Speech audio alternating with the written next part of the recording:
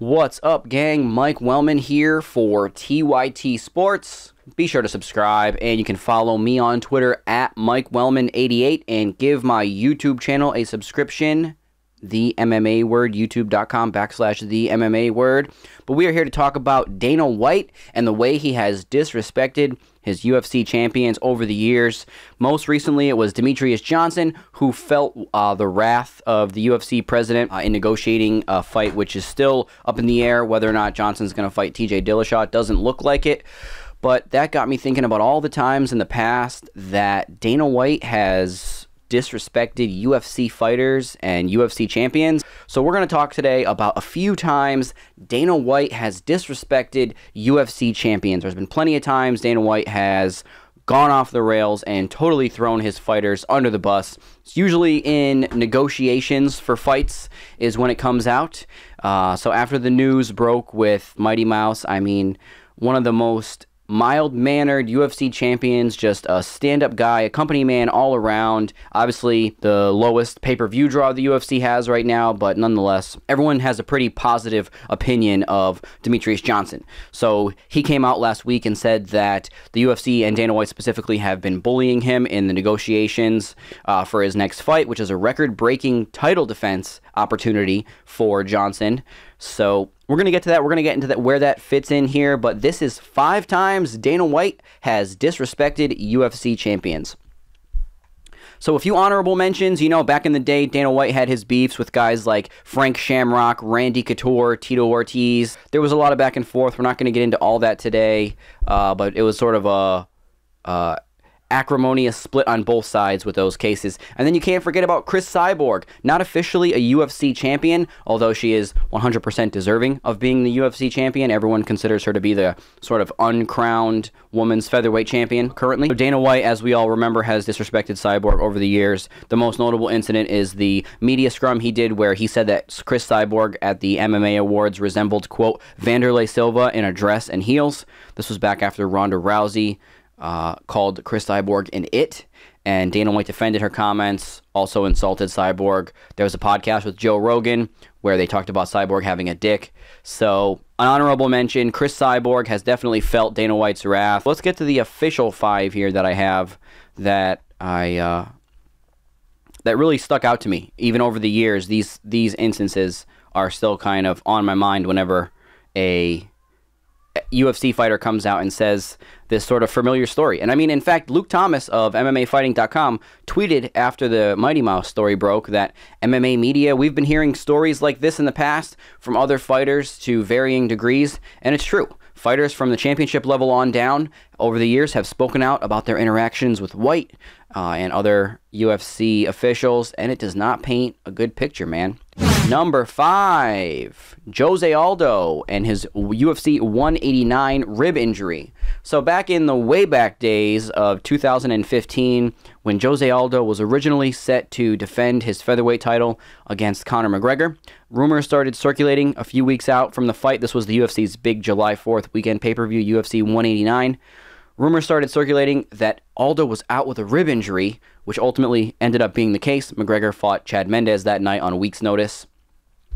But White threw Aldo under the bus immediately by saying that his rib injury was only a bruise. He said the UFC doctors said it was only a bruise. Aldo's doctor told MMA Fighting at the time that it was in fact a fractured rib, while White told the media that Aldo's x-rays that he had released because his injury claim had been called into question by White, so he released x-rays. White claimed those were of an old injury and the rib was only bruised. So White was adamant that Aldo's rib was only bruised, to the point where it has become a meme in the MMA bubble on the internet that when a fighter gets injured, quote, it's just a bruise. And that's where this originated from. Dana White saying Jose Aldo's rib injury that kept him out of the most lucrative fight of his career against Conor McGregor, the first time, was just a bruise. And White also claimed that it was the inability to cut weight that was keeping Aldo from fighting and not the injury itself. So that wasn't the best thing to do. In this case, White decided to frame up the argument as Jose Aldo not wanting to fight Conor McGregor because he had a bruised rib. They seem to have had kind of a rocky relationship since then. This seems like it was the first noticeable bump in the road. If you remember, Aldo recently wanted out of his UFC contract because while the UFC let Conor McGregor move up in weight, while he was the featherweight champion to challenge for the lightweight title. They wouldn't let Aldo do that when he wanted to several times when he was the featherweight champion. So Aldo wanted to do exactly what you saw McGregor do, which is win one championship and go up and challenge for another one. He wasn't given the opportunity. The UFC told him he had to defend his championship because he was the reigning champion, and we all saw what Conor McGregor was able to do. So does all this stuff didn't sit well with Aldo. He's recently expressed interest in wanting to pursue professional soccer and professional boxing. So that's not good. When one of the greatest athletes in your sport of all time, a first ballot Hall of Famer, has such an acrimonious relationship with management that they want to do other sports. Another time, Dana White and the UFC disrespected one of their champions. In this case, it was a former champion, Renan Barão, at UFC 177, that whole debacle. So Renan Barão lost the UFC Bantamweight Championship to TJ Dillashaw at UFC 173 in 2014 while cutting weight for that fight. For their rematch at UFC 177, it was reported that Barão was out the day before the fight because while cutting weight, he had blacked out and fell and hit his head. And Joe Soto, debuting on the card, replaced Barão on 1 day's notice and ended up losing to Dillashaw via a 5th-round knockout. So Barão, a former champion, was interviewed by Joe Rogan on the, I believe it was the Weigh-In show, and Rogan asked patronizing questions like, how can you be fine if you're blacking out while cutting weight? UFC has lost plenty of high-profile fights due to weight-cutting issues. When Khabib Nurmagomedov recently pulled out of his fight with Tony Ferguson because he had to get taken to the hospital during his weight cut, the UFC didn't make Khabib come on TV and have Joe Rogan or another announcer ask him these belittling questions about how much weight he cuts and this and that. The fight is off. There was weight-cutting complications. It happens all the time. But in this case, it was the main event. It was a relatively big title fight for the UFC. So Dana White said after the fight, after Barão was removed from the fight, quote, he told MMA Junkie, Barão's not making any money. I'm not paying Renan Barão. Barão showed up and didn't fight. So CagePotato.com had the best headline for this one. Renan Barão puts life at risk, makes $0. So like I said, we've seen so many instances in the UFC of fights getting canceled on short notice. We don't shame them as much as the UFC did here with Barão. And I know the fight isn't really official until the fighters weigh in, and Barão at UFC 177 certainly did not do that. It seems like some form of compensation could have been in order. It was clear that Barão was denied a paycheck as a punishment. And Barão was never seen again after that. No. He lost his eventual rematch with Dillashaw. Barão not exactly getting the biggest push from the UFC after Dana White claimed that Renan Barão at one point was the best pound-for-pound fighter on the planet. All right, continuing on. This is where it's starting to get good, guys. Number 3, George St. Pierre after UFC 167. All right, so in November of 2013 at UFC 167, George St. Pierre was the reigning UFC welterweight champion, and in the main event that night, he narrowly won a close split decision against Johnny Hendricks, one that most people watching thought should have gone to Hendricks. In his post-fight interview with Joe Rogan in the octagon, a massively beat-up St. Pierre reluctantly brought up the need to take time off and said, quote, I've got a lot of stuff going on in my life, and I need to hang up my gloves for a little bit. And then when GSP was directly asked by Rogan if that meant he was retiring, St. Pierre said that he had to go away for a little bit. He had some personal things going on in his life. And folks, this did not sit well with UFC President Dana White. So here's just some stuff Dana White said after that in the post-fight press conference. When asked for his thoughts on the decision in the fight and George deciding to walk away, White first went off on the decision, saying he was blown away that GSP won the fight, the Nevada Commission was ruining the sport, etc. He said the governor needed to step in. He was so angry. I mean, when you got someone saying the governor needs to step in, that's when you know they're angry. Nonetheless, White was not happy with George's decision to walk away from the sport, but not make it clear whether or not he was officially retiring. So a quote from White here, there's no, hey, listen, I'm going to go on a cruise and be gone for 2 years. You know, I'm going to take a hiatus. I'm going to take a leave of absence, or whatever the hell it was he was saying. That's not how this works. What he said didn't even make sense. I don't even know what he meant, but you don't do it. White said over and over again, you don't do it. You don't do it. You're the world champion. You've held the belt for 7 years. You've been in this company forever. You don't go up there after a fight like that and say, hey, I'm going to take some time off and do whatever.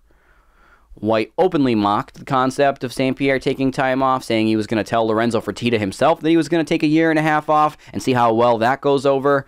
He mocked St. Pierre's reasoning, as well as saying, yeah, I've got some shit to do. He said it's not right. He was definitely heated after this one, man. George St. Pierre didn't owe anybody anything. The sport of fighting had taken a toll on him, and he wanted out. Camp after camp and fight after fight, George St. Pierre took a record amount of punishment, taking on the best fighters in the world for 7 years. He wanted time off. That's all he wanted, was time off. It wasn't his fault that the decision went his way when Hendricks really should have won. The idea that St. Pierre had some obligation here while he was so concerned about his physical and mental health that he had to jump back into a rematch against Hendricks just to fill a UFC date so he could have a clean transition between one champion and another, and that everything he had done for the UFC, being at the time their biggest pay-per-view star, he was such an ambassador for the company and the sport during a really pivotal period. He carried the UFC in Canada, everything else he'd done to be a company man. He comes out of this, his toughest fight, which was basically a brutal loss, and gets treated like that by White. No. Terrible, terrible, terrible look. One of the biggest times UFC President Dana White has disrespected a UFC champion. The only person who was owed anything in that situation was George St. Pierre. He was owed respect for being the company man, for being the UFC champion for 7 years, and being in the company, quote, forever. He was the one that was owed something, and White did not give it to him. And in this case, we haven't seen George St. Pierre since. He's still slated to face Bisping tentatively later this year. Number 2, Demetrius Johnson situation. So last week, Demetrius Johnson went public with allegations that the UFC and Dana White tried to bully him and force him to take a fight with TJ Dillashaw. And according to Johnson, Dana White even threatened to cancel the entire 125-pound division if DJ didn't take the fight White wanted. I mean, that just reminds me of Donald Trump threatening the president of Mexico that he would invade Mexico on their first phone call. Demetrius Johnson, like I said, looking to break the record for most UFC title defenses in his next fight. And he's one of the best fighters in the world, if not the greatest fighter in the world, has a case to be the greatest fighter of all time. Nonetheless, fans haven't exactly gravitated toward Mighty Mouse, and the UFC hasn't really put their full promotional muscle behind the flyweight champ. So Johnson said that he agreed to face Ray Borg, the next logical flyweight contender in line for a title shot. But then when Cody Garbrandt and TJ Dillashaw fight, the Cody Garbrandt and TJ Dillashaw fight fell off of UFC 213. The UFC tried to insert Dillashaw into the flyweight title picture to make the biggest possible fight. Johnson told MMAfighting.com, he said, "I've decided to speak out now as I feel my values and character as a person and a fighter are being tarnished by an organization I've done nothing but sweat and bleed for over the past 7 years of my life." Starting to sound familiar here? Johnson had his reasons for not wanting to fight Dillashaw, whether you think he should have taken the fight, whether you think he should have not taken the fight. He's always been a stand-up guy, a company man for the UFC. Like I said, really mild-mannered fighter, doesn't rock the boat, even in the face of the kind of fan adversity that he's gotten where he hasn't really gained any traction. He's not the biggest draw, the biggest star. Nonetheless, he's taken it all in stride, and all he wants to do really is break the championship record against a contender in his division. And he even said he would take on Cody Garbrandt, who's the bantamweight champion. The bottom line is Johnson did not want to fight Dillashaw, and according to him, Dana White told him that if he didn't take the fight, they would shut down the entire weight class. What does that mean for all the other flyweight men in the UFC? What does that mean if you're a different flyweight, not involved in this at all, and the UFC, and Dana White in particular, put you out of a job because they use it as a leveraging tactic in a negotiation, and they didn't get what they want, so now 25, 30, 40 guys, whatever they have in the UFC, they're out of a job because, you know, Demetrius Johnson wouldn't take the, third best option of a UFC fight they wanted to fill a hole with on a certain day. The UFC is trying to introduce a flyweight women's division. What would they do? Drop the men's side because the champion wouldn't fight someone from a different weight class and then move forward with a woman's weight class? How would John Anik explain that one on the broadcast? UFC, and it appears Dana White, don't like that Johnson is taking a firm stance in negotiating. And to be honest, it isn't even worth it. You know, how big would a Johnson versus Dillashaw fight even be? Yeah, it would be a very compelling matchup between two of the UFC's best fighters. This wasn't a big fight. This wasn't Anderson Silva versus George St. Pierre, and, you know, you're willing to go to great lengths to get the two to happen. This isn't Fedor coming to the UFC. Like I said, this is a replacement fight that looks okay on paper to plug a hole, and you're threatening to cancel an entire division. Mighty Mouse is the best fighter in the world. He is not getting treated like that. What the UFC should have done and what they should still do is just pay Demetrius Johnson. I know he said he wanted TJ's entire fight purse if TJ didn't make weight. That's obviously not going to happen, but there's a number. There's a number that will make Demetrius Johnson get in the cage against anybody. They should pay Demetrius, and then you'll have your fight. Threatening to close the entire division on the fighter who has, you know, he's tied the record for most championship title defenses, and this is how you treat him. What does that say about how you treat someone who hasn't even gotten a title shot yet, who hasn't even defended the title yet, if this is how you're treating the very best and the one of the easiest fighters to work with up until this point? All right, the big one, the #1 time. Jon Jones at UFC 151, the cancellation of UFC 151. If you were a fan of MMA in the way back days of 2012, you remember the cancellation of UFC 151 and Dana White calling Jon Jones and Greg Jackson, quote, sport killers. When Dan Henderson pulled out of his fight with Jon Jones, Jones turned down a fight with Chael Sonnen on 8 days' notice. And at the time, that was sort of a new concept of UFC champions turning down fights when the UFC was able to find a very late notice replacement. Wow, a fighter turning down a fight that doesn't benefit them in any way, shape, or form. Like I said, at the time it was a new concept. Now we see it quite often. With no main event, the UFC didn't have a strong enough card set up for UFC 151, so Dana White held a conference call to announce the cancellation, and he completely threw Jones and his coach and advisor Greg Jackson under the bus. Here's a quote from Bleacher Report from Dana White on the conference call. He said, Jon Jones was given the option and told the consequences. He knows what happened. Machida was in the air when we were trying to make the fight. I can accept why Machida didn't take the fight. I understand that one. Greg Jackson told Jones there's no way you take the Chael Sonnen fight on 8 days' notice. Said it would be the biggest mistake of his career. Greg Jackson is a fucking sport killer. I've never heard anything like this in my entire life. So the UFC totally trashed Jones and Jackson in the press release as well. Here's a statement from White in the official press release. This isn't a blog post. This isn't a UFC.com article. This is the press release from the UFC about why this fight was canceled. And this is a quote from White in the middle of the press release. When you're a champion, much less one of the guys who is supposed to be one of the best pound-for-pound fighters in the world, you are supposed to step up. Jon Jones is a guy a lot of fans don't like, and I don't think this is going to make him any more popular. Lorenzo Fertitta, at the time UFC chairman and CEO, and I are disgusted with Jon Jones and Greg Jackson.